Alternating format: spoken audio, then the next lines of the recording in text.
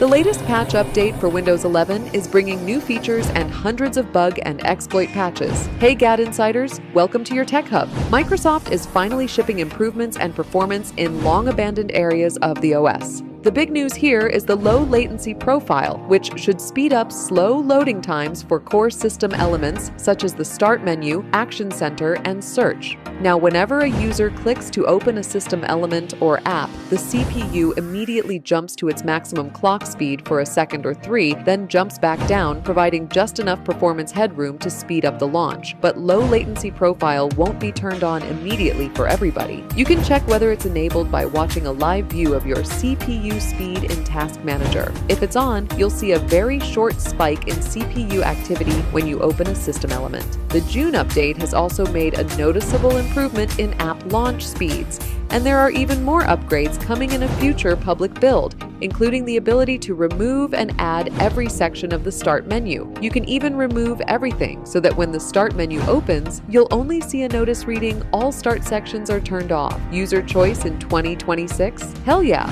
Other Windows 11 bugs have also been bonked with this update, like slow downloads from the Windows Store. Previously, downloading and installing updates for apps was painfully slow. That process should now be a lot zippier. Windows Search is now also a bit snappier. New features in the June update include multi-app camera support, shared audio, and new NPU monitoring tools in Task Manager. Microsoft has also patched a staggering 206 security vulnerabilities and said in a blog post from May that AI is supercharging vulnerability discovery. For more updates, subscribe to GadInsider, like and share the video, and don't forget to press the bell icon so you never miss any update.